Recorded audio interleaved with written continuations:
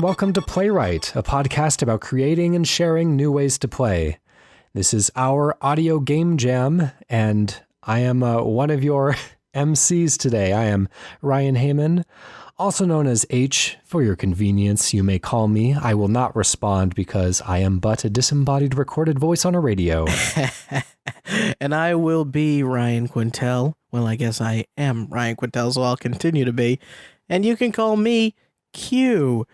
And I might respond. Keep talking, and we'll see what happens. You never know. Worth a try. Of course. Is it as hot as it is up here down there for you? I know that you're in California. I'm up here in Washington, so it's really not up to me to be complaining. But boy, I feel like I am melting through my Godfather Part 1 shirt that I'm wearing now. I think you must have sent us all your good cold vibes, because it actually is currently in Sunnyvale 64 degrees. Wow. Which is wonderful. That does sound kind of nice about now. Although I'm not one to complain for the heat. I rather enjoy even the sweatiness of it. You know, I was born in Southern California, and I think that little bit of it never left me. I didn't know that about you. So yeah, that's where it's almost like you feel like you're on a cleanse or something. A sweat cleanse. Yeah, get all that toxins out. And I've got plenty more toxins to go. Speaking of which, I have some other potentially awful things that I need to get out of me. Oh no, I hope they're ideas for video games. Yeah. Well, let's go ahead and jump right into that. So my first idea today is inspired by... Oh boy, this is going to sound very, I don't mean it to be like a name droppy thing. Okay. But it was inspired by a conversation that I had with Tim Schafer at PAX a few years back. Like, it's not because we're friends or anything. It's just, we were chatting at like a Double Fine event. It's, you know, a conversation with Tim Schafer. I asked him, if you could make a sequel to Brütal Legend, would you explore some of the other kind of like subgenres of metal, you know, get the kind of spacey progressive metal and the kind of like math rock type stuff, all these different fantasy metals and all of that. And he said that actually the idea that, I don't remember if he had been pitching it to EA or rather they had been floating things by him for his approval, was to kind of broaden the scope of the game for a potential sequel into the world of other genres of music. This idea inspired me so much. This was back in undergrad that I had this conversation. And so I drafted out like an MMO version of Brütal Legend, like a potential sequel that incorporates more genres of music.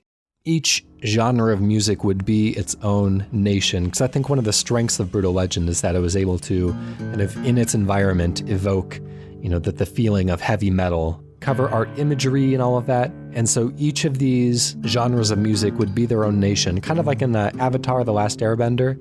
And they would all have their own separate culture and different powers and everything. And you would choose, kind of like in World of Warcraft, where your character started and thus what type of power sets you would be coming in with. And so this could work as an MMO. It could work as like a single player adventure that is just a lot more replayable than a lot of single player adventure games. Think like a Fable or something like that. But I have 8 genres of music that would serve as the different nations, and each of them are tied with a skill set that you would find in an MMO. So I have metal, which would be kind of like heavy attack.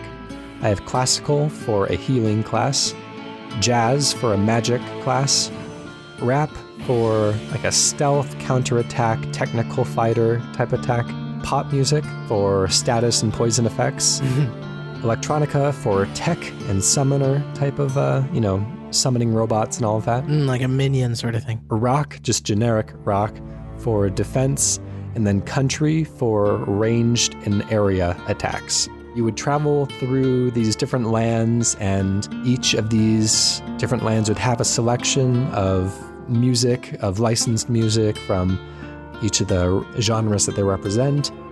Your class would not only be determined by the location that you started in, but also you would choose one of the other nations to kind of ally yourself with. I don't know if you might like marry into a family, or if you were to just kind of take on the attributes of a second nation, so you can kind of have two attributes working towards your favor. And I have this chart of every combination of these genres and what like subgenre they would result in. And so, I have like, if you started in metal and you went to the Jazz Nation, then you would become like progressive rock. If you started in rap and moved to the Pop Nation, you would result in an R&B type of thing. If you started with electronica and moved to classical, you would become chiptune. And just all of these different, I have like literally combinations for all of these, and I can probably like post up a chart on the show notes or something. But yeah, it's just kind of fun to think through those things. And so I'm going to leave that on the table right now and open the floor for the discussion on this one. Man, I really like this idea because as we have grown to podcast together, I can feel the H emanating from the very root of this idea. But what I like picturing is, I don't know if you have this in your head, but the sort of exaggerated Disney World, Disneyland-esque sort of landscape that could be in the, jazz world of Warcraft or whatever, like giant treble clefs and stuff erected from the ground in the distance. That's just one of the things that's like really fun to think through, just kind of like imagining it in my mind as I go to sleep or whatever. I take some inspiration from the level that's set in like a musical theater in Psychonauts where you're bouncing on musical instruments and it's just erected like this enormous orchestral pit. So one of the things in a game like World of Warcraft, or I imagine even like a Fable, if you will, is characters that have these abilities. There's typically to min-max, there's an ability rotation of like, first you cast this, then this, then this, to like really get the most out of it. So I wonder if it's casting your abilities or executing the abilities in time actually kind of generates that music that you hear. You're kind of creating your own battle music as this character. That'd be interesting, and kind of varying the tempo based on whatever kind of like genre or I guess build your character is. It makes total sense to say you start in the, country region and you're this ranged attacker, and then maybe you go and study at the tech guild or whatever. You're essentially, when you do that in any traditional MMO, you're just picking up new abilities from an ability tree. So it would make sense that you have this kind of country music through line because that's your main abilities, but then you're able to add in this secondary type of instrumentation just through the ability usage. An artistic philosophy that I like to live my own life by is that if I don't like a genre of music or film or whatever, like I'm never satisfied to pass judgment until I can myself identify what is a good representation of that genre and what is a bad representation of that genre. Right. And so in this way of creating a game that just exists in these different worlds of very different types of music, it would be a really good like educational tool for the players to just kind of like immerse themselves in romanticized versions of the cultures that inspire these types of music and characters who have as much love written into them as all the characters in Brütal Legend had for metal. Yeah. Just having that full immersive experience, get a little bit of that licensed music, the history of the genre. It would be hard to walk away from the game not appreciating the music a little bit more. I can't help but wonder, I don't know how on the nose you'd like to be with this thing, but if in the way that some of the World of Warcraft and Guild Wars and stuff, they have these per faction key characters that you come to know over the course of your story. And I wonder if you had notable people from each one of these, whether, BB King is doing the rhythm and blues stuff, or you just have, I don't know, Willie Nelson would be an awesome country music spokesperson, certainly a colorful character.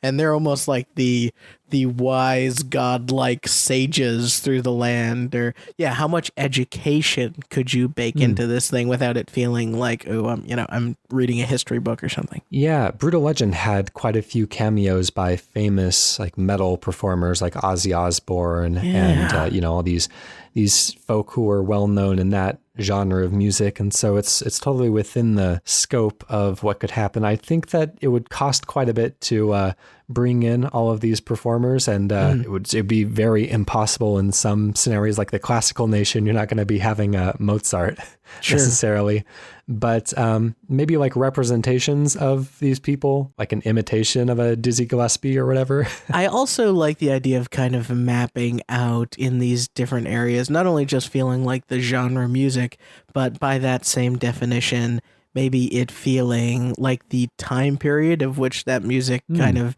came into popularity. So, you get a sort of that range of expression that can happen in a really large world, where there's the oldish part of the world and the newish part of the world, and you can kind of feel it transition the same way you would like your musical journey. To add to that, I want the experience of controlling each unit to kind of represent something about the genre of music. Jazz is going to be a mess.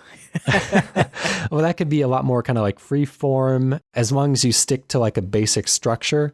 Yeah. And maybe there can be like multiple units that can take turns attacking, and you have to know how to support just as well as how to attack. Or in the Rap Nation, being able to quickly and rhythmically get your attacks off, or, all of these things. Or Pop Nation could kind of always be leading up to big like musical moments and letting those kind of like charged attacks be the big payoffs. You're literally dropping a beat. What I have an affection for in this idea is there's so many people that really like music, but maybe just the mechanics of a rhythm game they find generally unplayable. And to be able to say, well, you know how to play an RPG or whatever, or somebody who's comfortable in that type of genre, which isn't necessarily about like that Guitar Hero finger fret touching sort of frantic sort of stuff, and be able to experience that through the lens of music is really cool. Yeah, just kind of putting them into something a little bit more familiar that would play more like a Kingdom Hearts than a Guitar Man. Let's think about like story as well. Like, I want there to be some sort of a conflict that propels our hero to action. And, they could be coming from any nation. It would probably be some sort of like world event that equally affects everyone, but everyone else is kind of like has their own private squabbles with their other neighboring nations. And so, but what would be a good world event that could catalyze people from all these different nations to work together? That's a good question. I mean, I even think we've done this in a previous pitch, but the sort of the music leaves the world is that kind of Nintendo/Square-esque obvious kind of thing. Yeah. But maybe it's outlawed, for example, to mix musical styles in these worlds or something, where it's not so much the existence of music that is new and novel, but it's what these music warriors are choosing to do with it and inventing all sorts of new types of things that people haven't heard before. There have been wars for so long between these different nations that they've all decided to kind of build up their walls. Maybe there's some sort of a common threat, like an Attack on Titan situation or something, where everyone is like really needing to like pull into their own cities, and they don't allow the crossbreeding with the enemy or whatever. But, this event that is pulling everyone together forces them to drop those old prejudices and tear down the walls, as Pink Floyd would say. Yeah, and you know what? That sets up really good story beats in terms of you kind of start the game in your own section, you're learning the skills and music associated with your people, then some sort of leaning up event where there's cataclysm or the walls for some reason break down, or you're forced to venture outside for some critical reason, and then sometime experiencing all the cultures, and then finally choosing one that you really think is the, complement to what you want. Yeah, that'd be cool. And there's a whole like host of different genres that I could see this working in. You can do like World of Warcraft, Guild Wars style, click it and forget it style of combat. You can do something that's a little bit more active, like Fable or Kingdom Hearts, or you can even do like a Fire Emblem strategy tactical RPG. I do like the idea of the bad guy being silence, if you will, or when they're winning, they're kind of taking sound away from your game. Gosh, there's so many more avenues I want to explore with the story on this one in particular, because that's not one of the areas that I've really explored so much in my own hypothesizing about this in the past, but unfortunately we have run up against our time limit on that one, so we're going to have to put an end on that. Yeah, so if I wanted to tie it into like the Brütal Legend brand, like if this was a hypothetical sequel, I like the term like harmonic, which is a musical term, but it's also like harmony. Yeah. Implies kind of the coming together of the nations. So I could either go Brütal Harmonia or Harmonia Legends. Ooh, Harmonia Legends sounds like a very RPG. Yeah, okay, yeah, that's not bad. Yeah. I feel like the Brütal leans very heavily into the metal of the first game. And so, but it's also kind of the most recognizable part of the title. But you know what? This is kind of a new thing, kind of a semi-sequel. So let's go with that. Harmonia Legend. I'm going to make sure that Harmonia Legend chart you have goes up on the website as well. Yes, we will definitely post that. Quite an artifact of shameful nerdiness. I can't wait to see it. Cool. Well, Q, you have an idea for us today as well. I do, and this is one I've been stewing on for a while, but it's partially inspired by games like Fallout Shelter and RimWorld, but it's also partially inspired by my hometown of Massachusetts. Oh yes, the town of Massachusetts, right? Yes, the state that actually I would say it's Middlesex County, Massachusetts. Middlingly sexy. Middlingly sexy, which is how I'm described quite often. In this game, you are a headmaster of a boarding school set in Massachusetts. So hopefully perfect Massachusetts, perennially fall forever and, nice, cool, crisp. And you have you're managing all the aspects of this school where you have children coming in and each of the kids has sort of a randomly generated behavioral set, so aggression, emotional... just like real kids then. Yes, exactly. They feel like that. They can be creative or intelligent and that sort of stuff. And you are kind of a little hands-off. You're hiring staff to run things like the school and the, physical fitness and your health and your arts. And those people each have personalities of their own, so they're good at fostering relationships with different kinds of kids. Now, you are essentially trying to get these kids through your school through multiple years and output productive members of society, so well-balanced kids. And the way you kind of do that is not only by managing the staff, but you're choosing who is rooming with who. And of course, kids could influence each other. So a kid that's intelligent could maybe teach another kid that's needing a little help developing. A kid that is aggressive could teach a kid that's maybe a bit shy to stand up for themselves. And really kind of looking at that, how these kids influence each other and how these personalities react to one another. You also are going to have to deal with discipline. And I feel like there's a discipline mechanic where, if you decide to make a kid study as their sort of punishment, it might have the inverse effect, right? If you have this kid study art, they might end up liking art less or become less creative. Okay, yeah. And vice versa. Maybe if you make a physical kid or aggressive kid just run laps or do push-ups, they don't really learn their lesson and they're still troublesome. And then as you kind of age and you age these kids out and you retire after a certain amount of time, your name and title of headmaster gets hung up in the school walls and you get a little title of, so-and-so the wise, so-and-so the patient, the generous, that sort of thing. And a little stats about the kids who were under your reign were mostly happy or creative or disciplined and that sort of thing. You can do one of those end credits type things. Like Jimmy grew up to be the president of the Nursing Association of South Nicaragua. Oh man, I even love the idea of people coming back to visit you to like be like, oh, I loved this, or I hated this place, that kind of thing.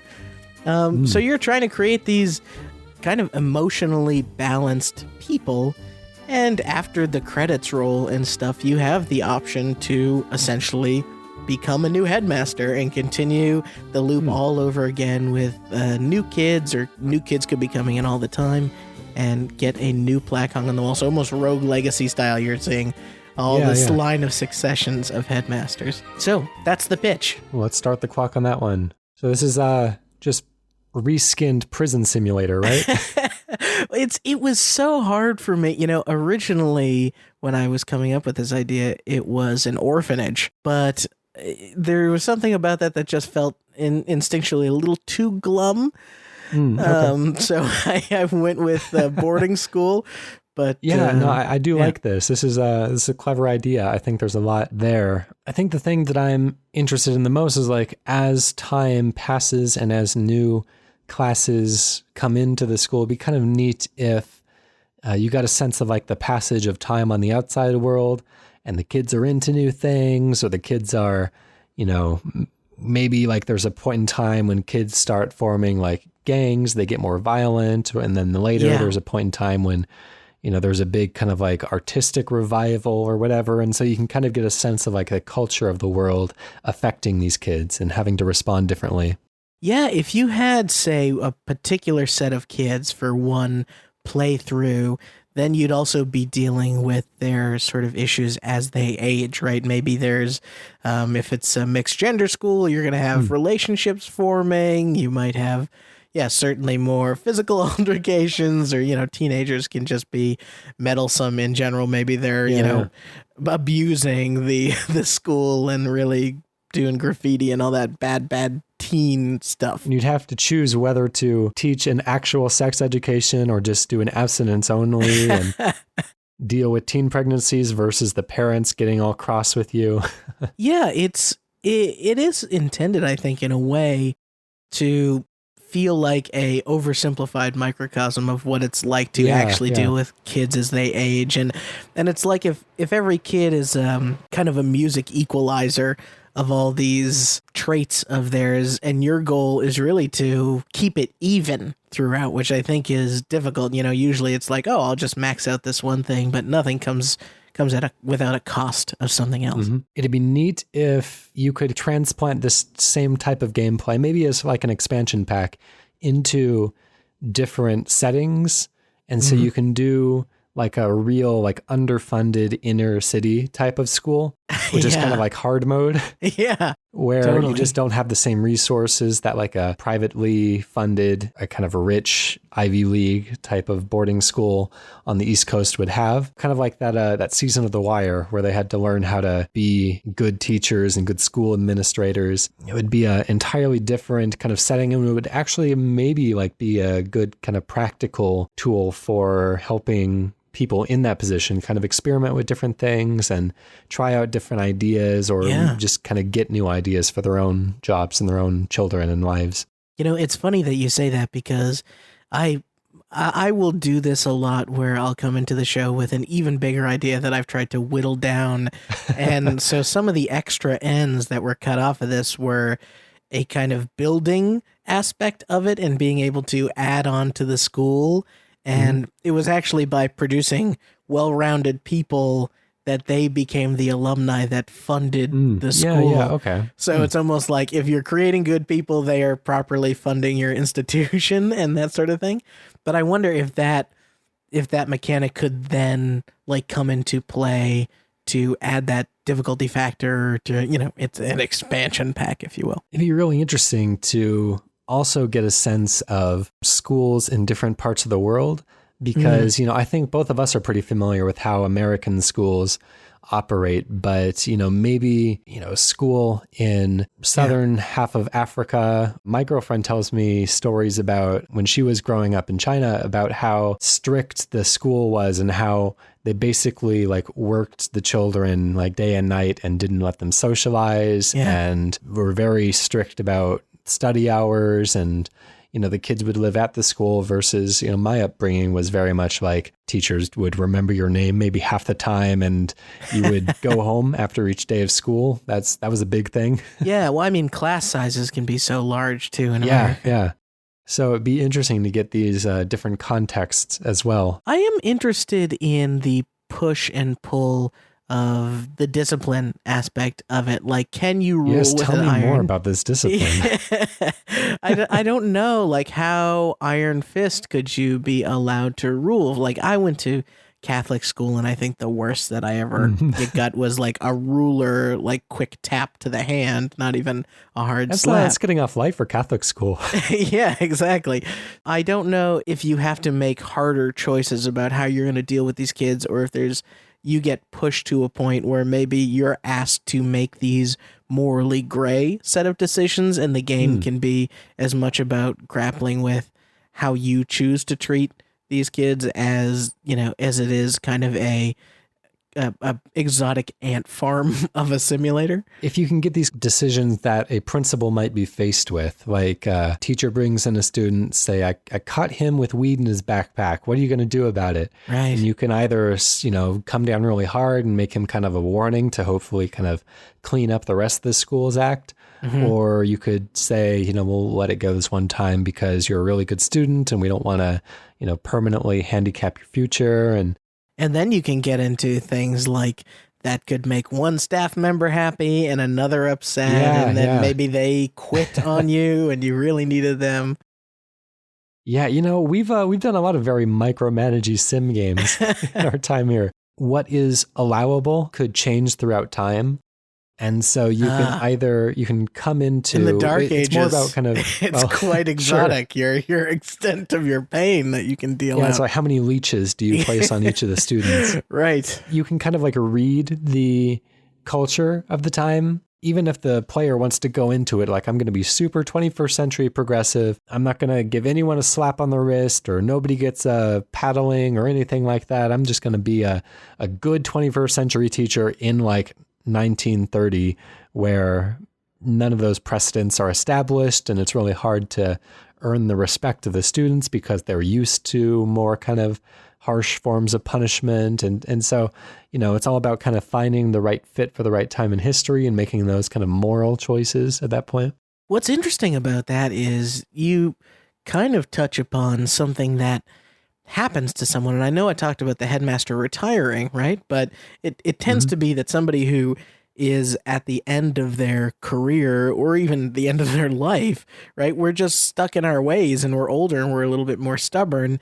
And maybe the things that we think are the effective things or have been effective early on in the game are now the things we shouldn't be doing. And for someone to feel how difficult it would be for a headmaster who's used to doing things a certain way to make that adjustment is really fascinating. As the player, it's really easy to be kind of mentally removed from everything that's happening and just say like, okay, well, I know to min-max my strategy. I know when 1970 rolls around, that's when I have to start behaving in this way a little bit differently. And I have to reallocate resources to this area. But maybe as a way of mechanically representing being stuck in your way, you can do that really clever thing that Zoe Quinn's Depression Quest did, where you like actually restrict the choices that players can make based on what they had previously chosen. And so, maybe you actually don't have the resources or the staff to do like a really humanistic program when that time period rolls around because you just never invested in that beforehand. Or likewise, if you push that complexity back off into the staff layer, it's the people who are really work the other way just never came to work for you, right? They were never interested in being a part of your institution. Right. And of attracting the right people. That's interesting. So one of the things that we talk about on the Cane and Rinse team quite a bit, and I don't remember who originally came up with the idea. It might have been Sean O'Brien. It might have been Carl Moon. It might even have been me. I don't remember it all, but but we were thinking about if a Bully sequel ever came around, like yes. Rockstar game where you play as a kid in a high school environment and you're just navigating all the social structures. If it could incorporate a nemesis system like you would find in Middle-earth Shadow of Mordor. And so I was thinking like maybe there could be some sort of nemesis system in this game. You can have separate stratas for like popularity and bullies and organize to set some of the cheerleaders against some of the bullies and, you know, like through your own machinations. We've now added a sort of asynchronous multiplayer or to this as whole we thing. Want to do. So I'm all for that. Man, this is like starting to stress me out a little bit. Well, lucky for you, the school bell just rang. So perfect. We're going out to recess on that one. But why don't you give that a name? I'm trying to go with a little evocative here. So I'm going to say Cambridge Hall. Very cool. We have one pitch left. This is, as we like to do, our community pitch. We still have quite a few of these to get through, but do not let that dissuade you. If you have any ideas that you would like us to discuss on the show, then please send that to playwrightcast@gmail.com, or you can just go ahead and write that in an online form at playwrightcast.com/pitch. We also have a Twitter @playwrightcast. Just go ahead and give us your ideas. They can be as simple or as complex as you want them to be, and we will discuss them on the show. We will kind of pick them apart and rebuild them, examine them very thoroughly, and we'll kind of put them back out there for the community as well to do what they want with it and see where they take it. So it's a fun way to explore an idea and kind of explode it out, find all the core component pieces. But today we have another submission from Spencer Saunders, who submitted for our very second show, our first community submission anyways. Spencer says, imagine combining the likes of GTA, The Beginner's Guide, Everybody's Gone to the Rapture, and Serial. All right, you've got me hooked, Spencer. What do we have here? I imagine inhabiting a very detailed city like Los Santos. There is a fictional podcast series that documents happenings within the city, events that have already occurred like The Beginner's Guide or Rapture. The podcast episodes could be released episodically, like Missions in Hitman, or, I guess, like real podcasts. I would want the game to be open world and fairly large, but I would want the player to be able to get to the locations the podcast host is talking about fairly quickly. I think a fun traversal mechanic could keep the player satisfied while they listen. Maybe something similar to the infamous Second Son or the Arkham series. There could be various open world side quests to provide gameplay rather than just traversal. I don't think the city would be populated. It would be similar to Rapture in that all of the characters and world building would come from the podcast in the form of on-location interviews and roundtable discussion with historians or experts on the events that the podcast covers. Unlike Rapture, where the player can enter a building or area to initiate a scene, players in the game would not need to be at any particular location to progress the narrative. They could pause the podcast if they wanted to go to the location of an event or interview, but otherwise it's just going to be in the background. That's a very complex idea. Let's see what we can do with that. Let's start the clock. Spencer, this idea is a trip, huh? Yeah, you know, I have had, and I don't mean to launch into one of my own ideas here, but one of the things that I had been thinking of for a little while is a very kind of naturalistic detective game where you are just kind of dropped in an environment. You're dropped into not necessarily even a crime scene, but like in a missing persons type thing. You could explore their home and draw what conclusions you will from what you find in there. The books on the bookcase, the CD that is from one of the neighbors, the box of stuff that you find under the bed, and there's no narrative that you have to follow as much as there are stories that are happening, but you are just observing peripheral details and they aren't spoken to you, kind of like a Westworld type situation. Everything is environmental storytelling. Yeah, kind of inspired by like Deadly Premonition, where you can glean a lot of really important character details just by like walking around their homes, which are all individually modeled for each character, and the Sherlock Holmes games and all these types of things that are, again, like Everybody's Gone to the Rapture as well. It's an excellent touch point. And so I think that's kind of what Spencer is getting to here, is that there's this city that just kind of exists, and there's a lot of really intricate details and a lot of stories that have happened here. It's just kind of a matter of knowing where to look and having the impetus to tie these stories together. It's really clever. Like a podcast delivery system could be a really elegant way to deliver inspiration to hunt down specific stories in specific locations. And it would be really interesting if this was kind of like a live event, if the podcast could actually be a podcast that goes out on on the networks and everything, that players would actually listen to, and they would get together in their Reddit communities and, try to solve these mysteries and say, okay, like episode 3 just came out today. That's directing us towards the Chrysler building. Where is that going to? What floor is this on? They said something about being able to see the skyline. You can't see this building until you get to the 22nd floor, and all of these details, and then the game not like rewarding you when you find anything. These details are there, kind of like the Fallout 3 did a lot of good like environmental storytelling, where you can stumble on a story and you can just walk right past it because the game doesn't draw your attention to it, but you could look a little closer and see, oh, these 2 skeletons are sitting in cars and they're holding a bottle rocket, and it looks like one of them is missing a hand and it didn't go very well. That kind of just stumbling upon the stories and being directed there as a kind of a worldwide community event. It's so funny that you went there, because I just finished over this past week Tacoma from Fulbright. And so that essentially in that game, you are seeing memories, but you're able to sort of fast forward and rewind.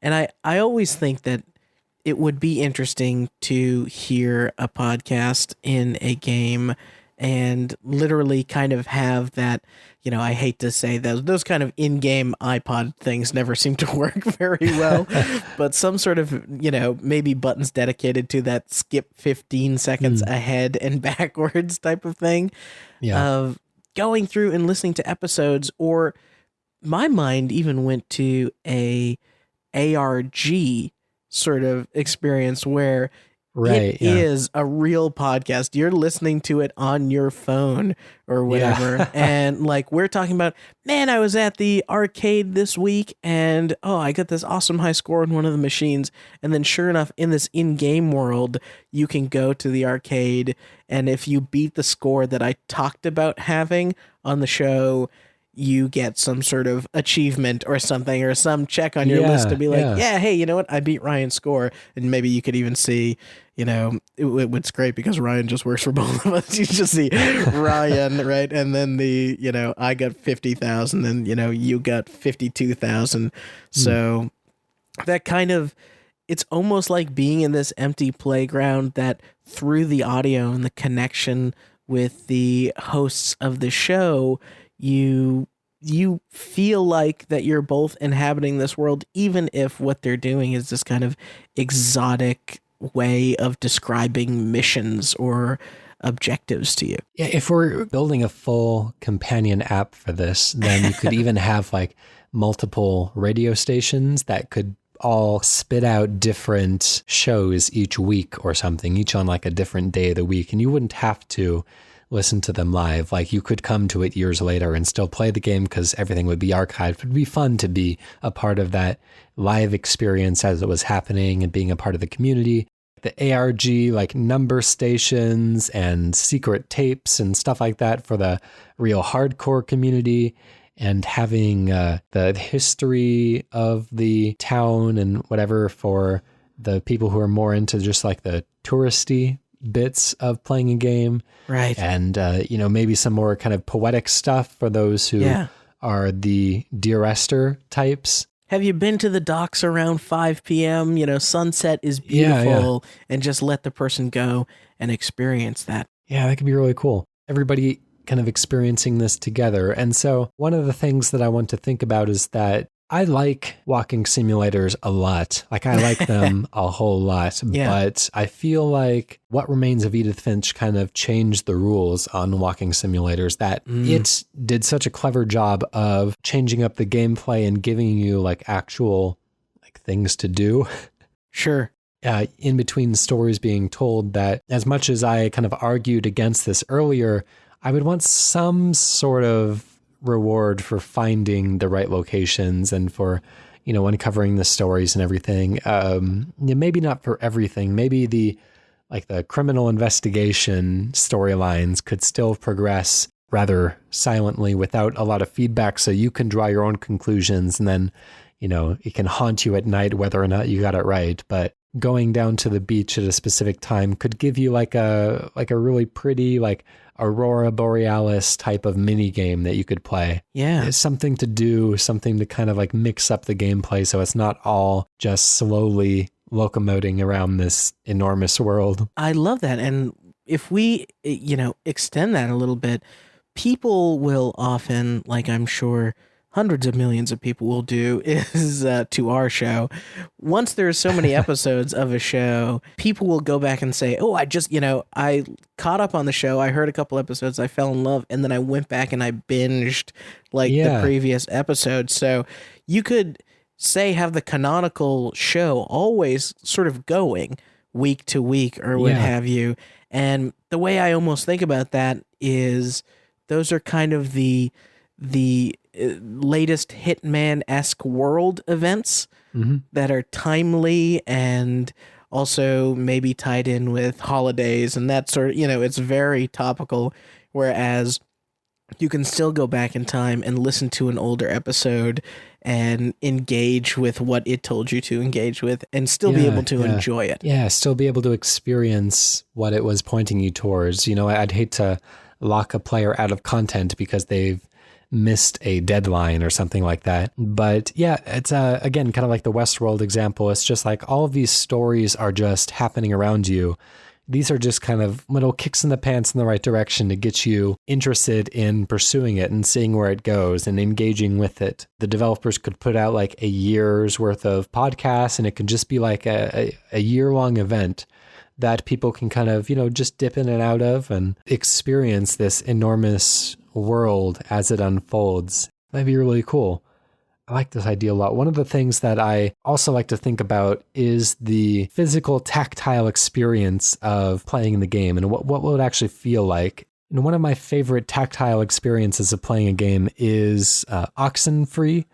I played that on the PC. Actually, I'm still kind of in the middle of playing that. I stepped away from it for a while and I just got distracted with other things. I was playing that with a Steam controller, which has those two big touch pads on it, which I thought was a really cool way to tune the radio tuner. Just having that physicality of the tuning sensation actually made a big difference for me in my experience with that game. So being able to scrub through a radio channel or replicating the touchpad of an old classic iPod on our companion app display or however we choose to deliver these audio bits could be really cool and interesting. It's just perfect that on a podcast we would get to pitch a podcast-based video game. So I'm very happy about this idea. We are just creating more work for ourselves. And thank you so much, Spencer, for writing in, because the more we can come up with podcast-based ideas, I think the more podcasts can even exist in the world. So as far as title goes, Spencer says, I'd want the title to probably be whatever the name of the in-game podcast is, which for now I'll call The Nunnery. Oh, all right. It's a bit unexpected. This is a different podcast than I thought it was going to be. Yeah, and I don't really know what it has to do with, nuns or anything like that, but it's an interesting title, and it would get me curious, but I don't know if it, I think the idea has evolved a little bit since the original pitch. So let's see if we can come up with something that you can see kind of stamped on this box. Let's almost agree to not quite know what to do, but I kind of like the sound of radio now, and were thinking maybe spirit of radio. Well, let's attach the radio now tag to it just for the so we can give the episode title, but we do want to hear from the community. If you have a better idea for what this podcast-based world exploring game could be called, please do write us. We would love to hear it. Again, that is @PlaywrightCast on Twitter, or you can get in touch with us, playwrightcast@gmail.com. And you could even add that new name to the comment section of this episode so everyone knows that someone had a better idea than we did. Yes, please. Anyways, that is all the time we have for today. We have 3 excellent pitches. Thank you very much, Spencer Saunders, for that last one. And hey, Ryan, I want to thank PROTODOME for our theme song, Hello World. It's off his album, Blue Noise. You can go get it at Bandcamp. It's really, really good. Excellent. Thank you for that. I have been Ryan Hamann, joined by Ryan Quintal, and we are going to leave you with this last little idea. How about an MMO pinball table where everybody plays a paddle? We'll see you next time. See you then.